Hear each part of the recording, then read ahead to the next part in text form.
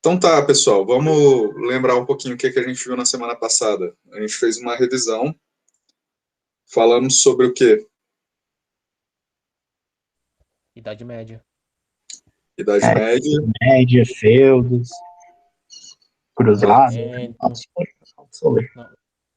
Falamos sobre a mudança de mentalidade, né, na Idade Média para a Idade Moderna, ou seja, falamos sobre o renascimento cultural, científico, um renascimento que possibilitou a exploração dos oceanos, né? A gente fez até uns exercícios sobre isso, e falamos sobre o início da modernidade, né? Que a gente vai ter, então, um pensamento que vem ali no protestantismo, junto com a burguesia ascendente, com o renascimento, mudando a visão sobre o ser humano, sobre a Terra e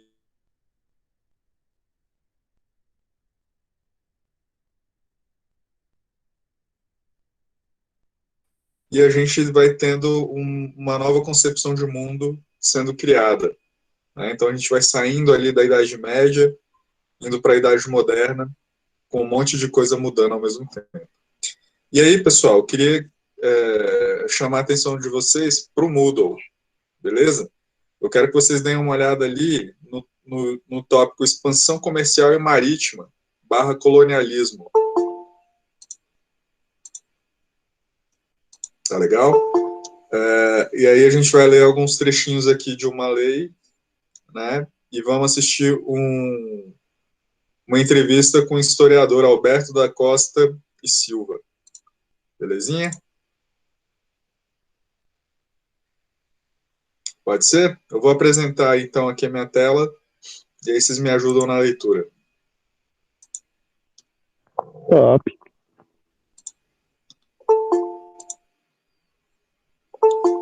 Tá ainda aparecendo bastante gente, tá? Então vamos lá, ó. Tá aqui, expansão comercial e marítima / colonialismo. Tá legal? E aí, pessoal, como estão? Vamos começar um novo conteúdo.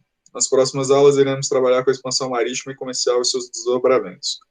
Leia as instruções com atenção para um melhor aproveitamento dos estudos. Primeiro, quem pode ler esse trecho da Lei 9394/96, também chamada de Lei de Diretrizes e Bases da Educação Brasileira? Artigo 26A. Quem pode ler aqui? Pode ser. Vai lá, lendo desse. Manda. Inciso 1º. O conteúdo programático a que se refere este artigo incluirá diversos aspectos da história e da cultura que caracterizam a formação da população brasileira.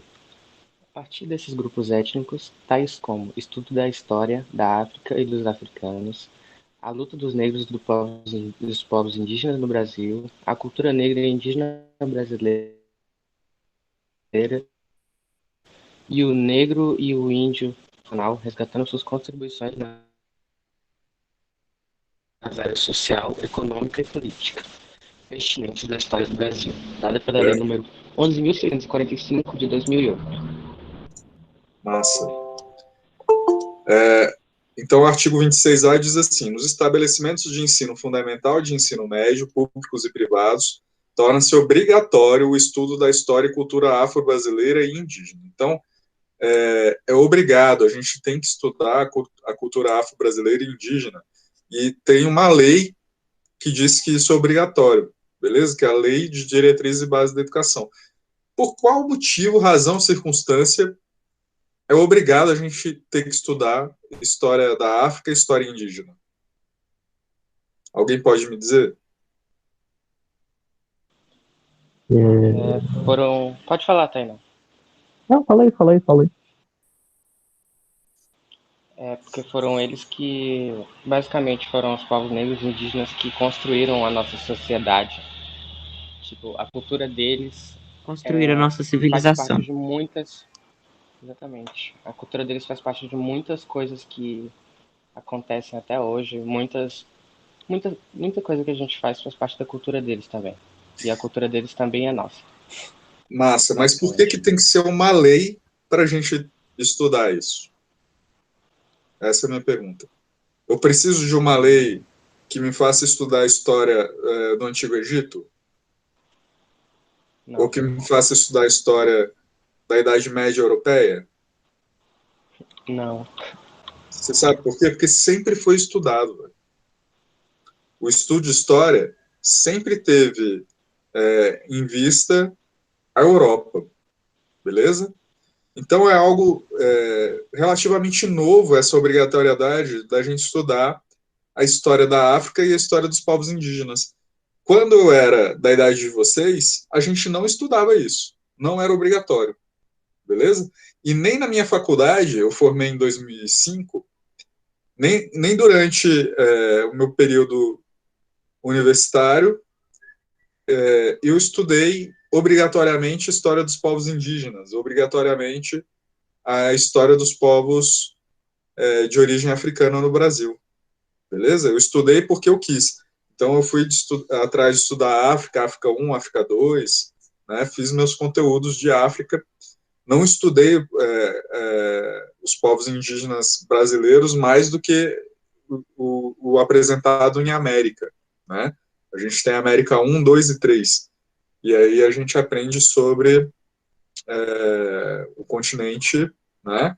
E aí em América 1 a gente estuda um pouco os povos indígenas, mas principalmente os povos indígenas de outras culturas, não o nosso povo indígena originário, beleza? Então esse conteúdo provavelmente já mudou na universidade também, né? E, pois não era conteúdo na escola. Então precisou ter uma lei para a gente mudar essa visão, né?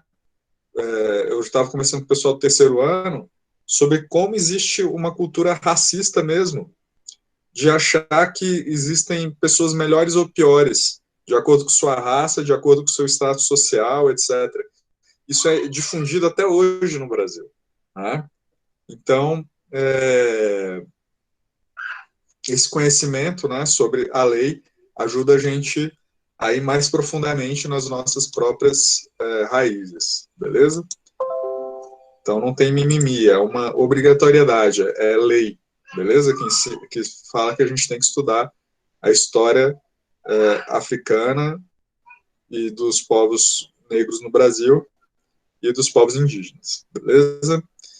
Segundo, os conteúdos referentes à história e cultura afro-brasileira dos povos indígenas brasileiros serão ministrados no âmbito de todo o currículo escolar, em especial nas áreas de educação artística e de literatura e histórias brasileiras, beleza?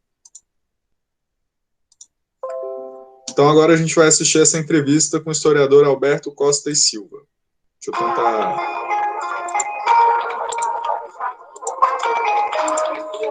Vocês estão vendo aí? Foram muitas as nações que chegaram ao Brasil. Só um instantinho.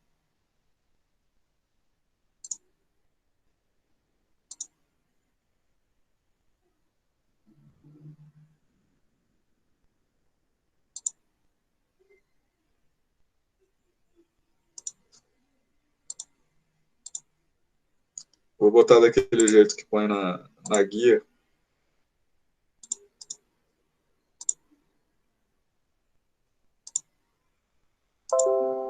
Sobretudo por Tá dando para ver, né? da entrada de africanos, causada pelo longo sistema escravista vigente no Brasil, que vigorou desde o século XVI até maio de 1888. Mais de 5 milhões de africanos foram trazidos para o Brasil na condição de escravizados. Não se tratava de um povo, mas de uma multiplicidade de etnias, nações, línguas, culturas. Algumas das marcas dessas nações são até hoje reconhecidas em nosso vocabulário, na nossa culinária, nas nossas roupas, nos nossos sentimentos. Outras ficaram entre nós de forma quase silenciosa. Práticas linguísticas, de parentesco, entraram no nosso cotidiano e fazem parte de uma maneira de ser e se sentir brasileiro. Para falar sobre esse tema, nós temos aqui conosco o acadêmico, embaixador, poeta, historiador, cronista, Alberto da Costa e Silva, nosso maior africanista. Autor de uma série de obras fundamentais entre nós, Alberto, como os amigos o chamam, é muitos, sendo apenas um. Eleito homem de ideias em 2007, é doutor honoris causa pela Universidade Federal da Bahia, assim como foi o primeiro autor de história a receber o prestigioso Prêmio Camões em 2014.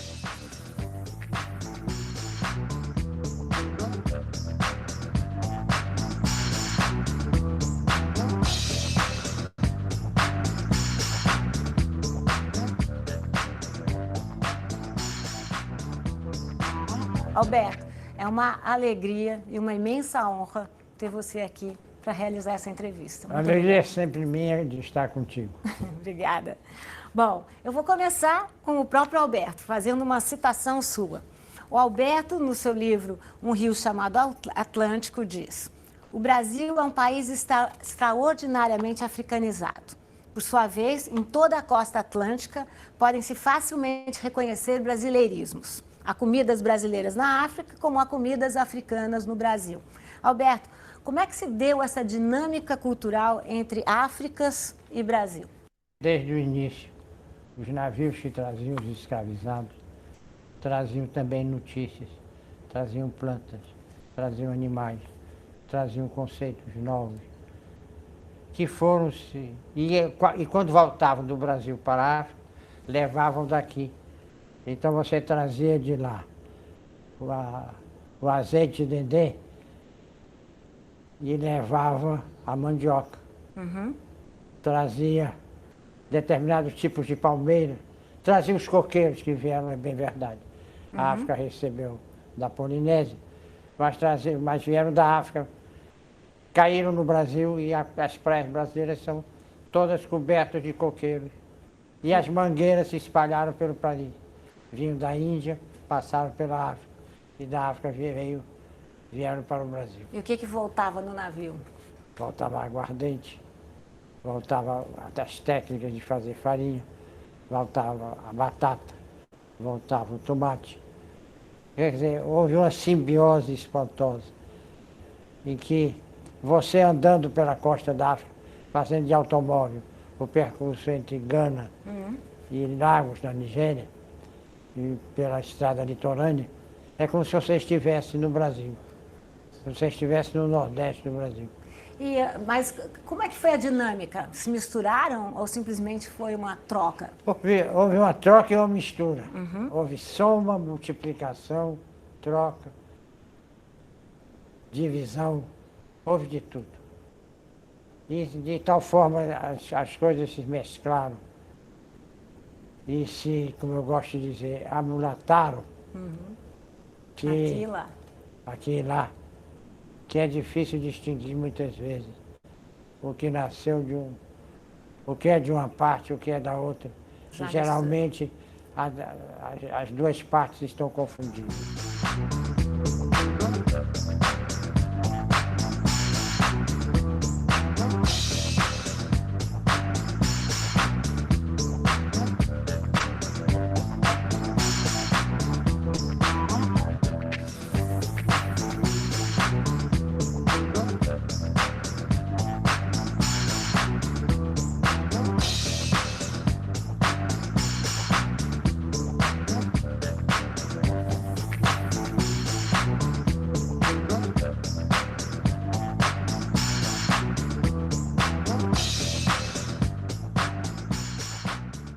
Alberto, tem um erro que se faz muitas vezes de falar, bom, a África que veio ao Brasil.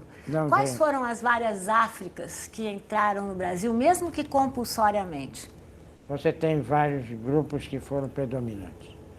O mais importante foi realmente o formado pelas várias nações que compunham o Congo, os dois Congos atuais, o Gabão e, sobretudo, Angola. Que foi mais para que região do Brasil? Que vieram, foram praticamente para todas as regiões do Brasil. Ok. Agora, eles foram os mais antigos e os últimos a serem trazidos para o Brasil. E no norte? Por exemplo, na Bahia? Teve uma... Da Bahia teve um contato muito forte, sempre grande, com o chamado Golfo do Benin, que se vai desde Gana até a Nigéria. E para o norte, para São Luís do Maranhão, para Belém do Pará, para Parnaíba, no Piauí, para a região norte e meio norte, foi sobretudo gente da Alta Guiné. E por que foi assim? Foi assim por causa das correntes marítimas e das correntes por causa dos ventos. E em termos culturais, havia uma variação muito Variação muito religiosa. grande. Foram muitos povos, foram muitas Áfricas que vieram ter no Brasil. Áfricas que não se conheciam na África. E que vieram a se E que conhecer. vieram a se reconhecer no Brasil. Houve lendas brasileiras que o Luba contava que não era o Luba, que ele ouvira de um Kisama, mas que ele tinha incorporado a sua vida. Por exemplo, o Curupira. Será que ele é realmente uma personagem indígena? Ou será que ele é como Moatia da Guiné? Ou como tantos seres pequenos que protegem a floresta que existe na África? Ou será que ele é tudo isso junto, não é? Ele é tudo isso junto.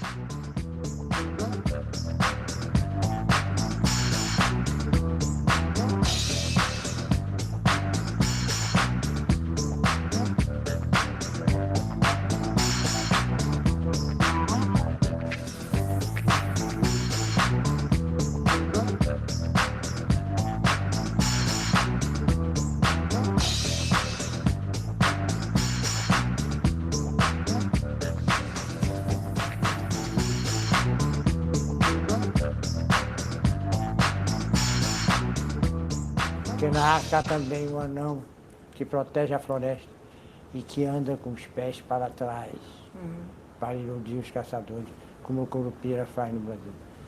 Então, na realidade, nós fomos de tal maneira impregnados pela África que é difícil dizer entre nós o que é puramente europeu, o que é puramente africano, o que é puramente ameríndio. Há um texto seu, uma citação sua, que você diz: com ou sem remorsos, a escravidão é o processo mais longo e mais importante da nossa história. A minha pergunta é um pouco, como foi a escravidão aqui? Existia escravidão na África? E por que usar o termo escravizados? A escravidão existiu em todas as civilizações, em todas as culturas. Era sempre uma ação violenta, agressiva, que tem por objetivo obter e conservar trabalho, explorar o trabalho do outro, explorar a vida do outro, transformar o outro em elemento de comércio, em mercadoria. Mas ela é diferente conforme os séculos, o tempo e a região. No próprio Brasil, há uma diferença entre a escravidão no século XVI, no século XVII. A escravidão também tem a sua história, ela também é um processo. Mas ela essa não é escravidão estática. mercantil que nós tivemos no Brasil, essa não? Ela também vai mudando conforme muda o preço do escravo. Quando o escravo era relativamente barato, porque barato ele nunca foi, sempre foi caro. Mas quando ele era menos caro, você era negócio, explorar um rapaz, chegava ao Brasil aos 14 anos e fazer-o trabalhar tanto que aos 20 anos ele estava morto. Era um bom negócio, era uma aplicação de capital rentável. Já no fim do século XVIII, era impossível você matar um escravo de trabalho, porque o escravo era um bem de capital muito caro, muito valioso. Então você tinha de cuidar do escravo, mas continuava violento. Claro. Não há nenhum apaziguamento na escravidão. Ela continua violenta e feroz. Mas e na África? Na África a mesma coisa. Você tem vários tipos de escravidão. Você tem aquela escravidão que era para aumentar o grupo. E você tem a escravidão que era explorar puramente o trabalho. Você tem desde determinados povos, e há povos também que não conheceram a A escravidão. escravidão. Porque conheceram e não aceitaram a escravidão como ela se apresentou posteriormente. Porque o escravismo brasileiro, o escravismo americano, foi um escravismo especial, porque ele pela primeira vez foi racial. Antigamente qualquer um podia ser escravo, na Grécia, em Roma, na Inglaterra, na França, na China, qualquer pessoa podia ser escravo. Nas Américas, sobretudo a partir do início do século XVII, escravo passou a ser sinônimo de negro. E na África, não. Né? Na África, não. Mas São na África povos, também, por exemplo, entre os Achantes, os descendentes de escravos eram discriminados. Quer dizer, Hoje em dia é proibido discriminar entre os Achantes e descendentes de escravos. e Alberto, como a gente está com o tempo aqui correndo, que passa sempre muito rápido do seu lado, define para a gente esse termo escravizados, que de alguma simples. maneira foi Escravo introduzido. É quem nasce escravo. Escravizado é aquele que era livre e passa a viver sob o controle de outro. Isso quer dizer, É uma diferença mínima, mas que significa muito. porque não é uma da Porque natureza, é uma condição. a dor do escravizado pode ser, de uma certa maneira, teoricamente, mais profunda e mais aguda a daquele que nasceu escravo. E as consequências disso para o Brasil, para pensar que fomos, enfim, quais são as consequências dessa grande diáspora africana, da maior diáspora africana? Ela nos africanizou de uma certa maneira. Nós zangamos, nós cochilamos, nós cochichamos, sem ter a consciência precisa de que estamos usando verbos africanos. Nos 3 casos, verbos quimbundos.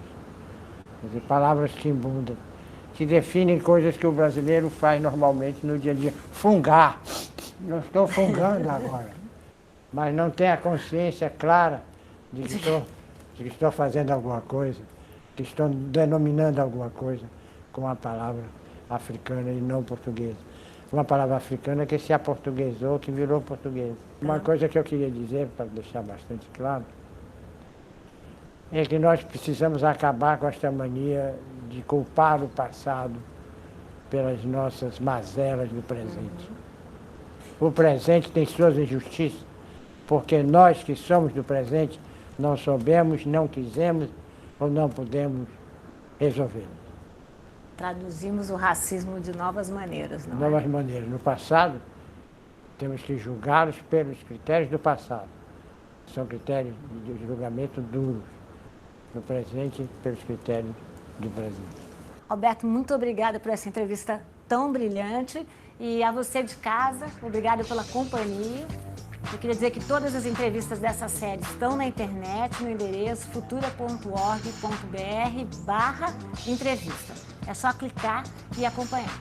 Até a próxima vez, até a próxima entrevista. Tchau.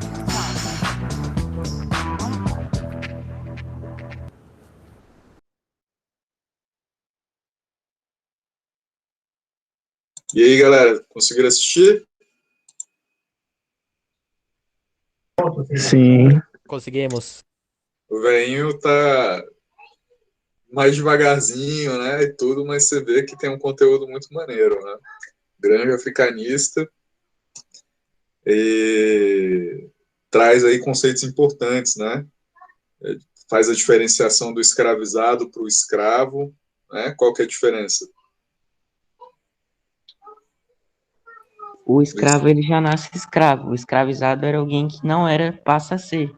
Isso, então ele diz até que o peso daquele que se torna escravizado é ainda maior, porque conheceu a liberdade, né? Então ele traz uns temas aí muito interessantes para a gente trabalhar. Agora eu quero que você dê uma olhada ali, logo abaixo do vídeo, 3. Leia os trechos da Constituição Brasileira de 88. Vou voltar a apresentar aqui. Apareceu aí?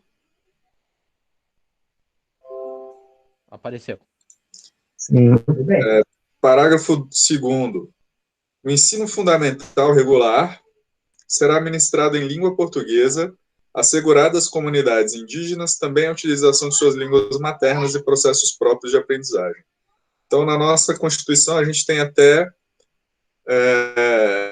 previsto a aula para as comunidades indígenas também, né? E aí, 4º, responda as questões abaixo. Está vendo aqui questionário? Sim. Então, você vai lá na sua turma no Moodle, clica lá o questionário, e aí em 10 minutinhos você responde esse questionário que é composto de 4 questões, beleza? Mas é agora? Agora, tá bom? 10 minutos eu acho que vocês conseguem fazer. Professor, só uma pergunta. Aquelas outras atividades que ainda não fez, ainda pode fazer? Pode, vocês tem que ver a data, né? Se acabou a data, não vai aceitar mais. É porque eu tava até sem celular. Agora que eu tô aí, eu não tinha feito antes. Beleza, corre atrás, qualquer coisa você me manda mensagem que a gente vê isso aí para você. Tá. Beleza? Então vamos lá, pessoal. Vai lá no Moodle, no questionário e responde aí, mais 10 minutinhos para vocês. 15 minutos.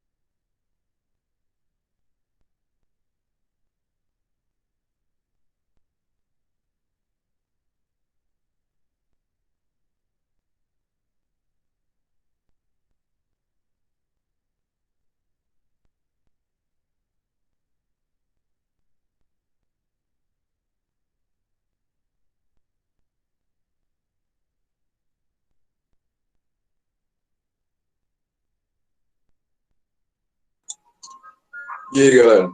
Todo mundo conseguiu terminar? Eu terminei. Eu ainda tô fazendo.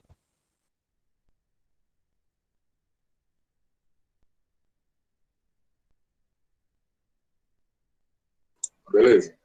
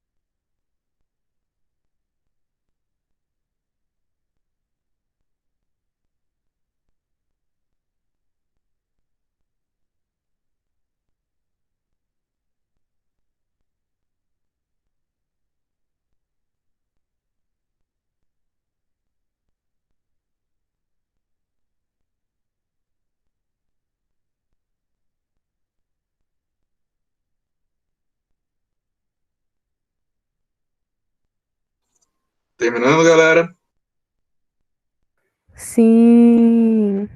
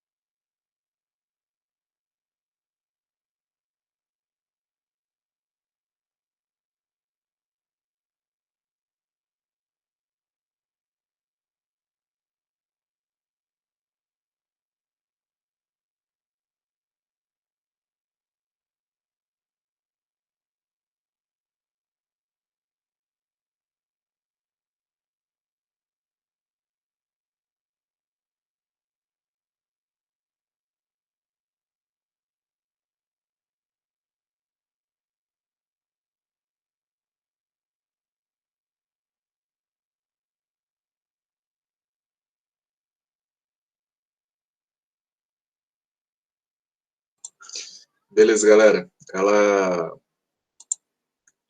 Vocês têm uma semana para terminar, né?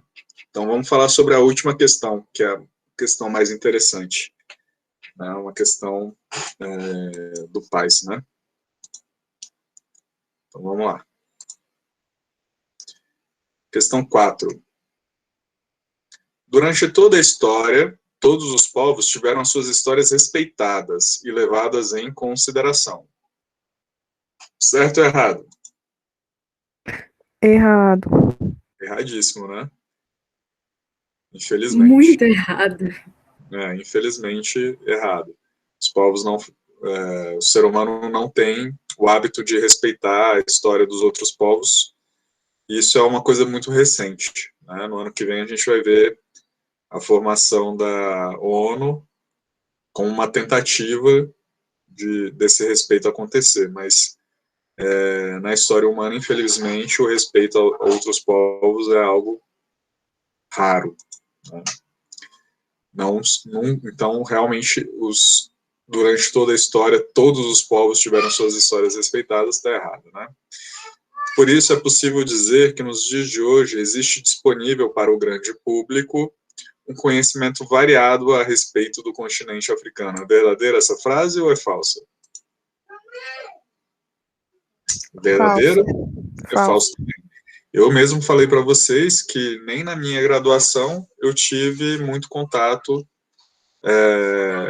com a história africana, né? Então, sou um bacharel em história e mesmo assim eu não tive muito contato com essa história africana. Você concorda com essa afirmação? Então, estamos algumas pessoas conhecem apenas por cima, que acarreta ignorância. Então, a gente está de acordo que a gente não conhece um conhecimento variado a respeito do continente africano. E agora, por que é que a gente não conhece o continente africano?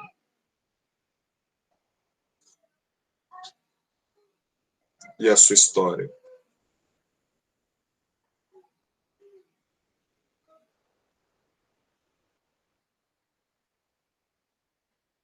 Por que é que a gente tem essa dificuldade em conhecer as religiões africanas, os mitos africanos, os autores, né, os escritores, né, os filmes? Por que a gente tem tanta dificuldade em conhecer o continente africano, que foi tão importante para a nossa formação quanto o continente europeu, Portugal, Espanha e outros povos de origem europeia que vieram para o Brasil, em determinadas fases da história do Brasil? Porque a Europa tem nome? Na África também tem nome, né? Não, mas não vem. Lógico que tem, mas eu quero dizer que não. Que pode dizer que é um país de primeiro mundo, né? A Europa. A Europa é um continente, né? A África o também é um continente. continente, né? Isso, a África. Pequenos detalhes, assim, detalhes. Mas isso que o Lucas trouxe é muito importante, porque, de fato, existe uma concepção de que a Europa é melhor. Existe uma concepção de que a história europeia é mais importante. Existe essa noção. E é difícil a gente superar isso, mesmo na hora que faz o nosso trabalho aqui com vocês. Porque eu mesmo não sou um professor que tem profundo conhecimento sobre história africana. Entende? Você não tinha bacharel em história africana? Lógico que tá errado. Oi? Não Você consegui. não falou alguma coisa O cara tá comendo o microfone, véi. Afasta o microfone da boca, tá aí não. Eu tô acostumado com outro microfone, desculpa. Mas você não tinha dito alguma coisa que o senhor fez bacharel em coisinha lá? História. Tive matérias na UNB que foram sobre história da África, mas eu não sou um profundo conhecedor. Eu conheço muito mais a história grega do que a história africana. Conheço muito, entendeu? Eu conheço muito mais outras áreas do que a história africana. E não é porque foi uma escolha minha, pessoal. Apesar de que quem tem uma história ligada, de uma maneira mais próxima, né, esse nosso passado africano, com certeza vai ter um engajamento maior, né? Então, mas na minha visão, fui para outros cantos na história. A gente pode se especializar em várias áreas ali, né? E eu gostava mais de outras áreas. Então, então não tive uma grande formação, mas ao mesmo tempo, como sou professor, estou procurando cada vez mais, fora do ambiente da universidade, aprender sobre África, né? E passar isso para vocês de uma maneira bacana. Mas é comum a gente ver os conteúdos serem escolhidos assim, ó, esse aqui é menos importante, esse é mais importante, entende? E aí os menos importantes são esses conteúdos de África, de América pré-colombiana, né, os povos originários aqui do nosso continente, né? Então a gente vê que existe assim uma seleção que surge por conta de um racismo estrutural, né? O João Vitor pode falar. Manda, João. João Vitor, levantou a mão. Então, no Brasil, pessoal, existe algo que é chamado de racismo estrutural. É um racismo que você nem está percebendo, mas ele faz parte da estrutura, porque até outro dia, se você procurar, não muito longe, a gente encontra gente que está vivendo em condição análoga ao trabalho escravo. Entende? Então, a gente ainda tem na nossa cultura, na nossa sociedade, essa escravidão confundida com a escravidão negra. Vocês viram que o nosso historiador falou que a partir do século XVII começa a ter, então,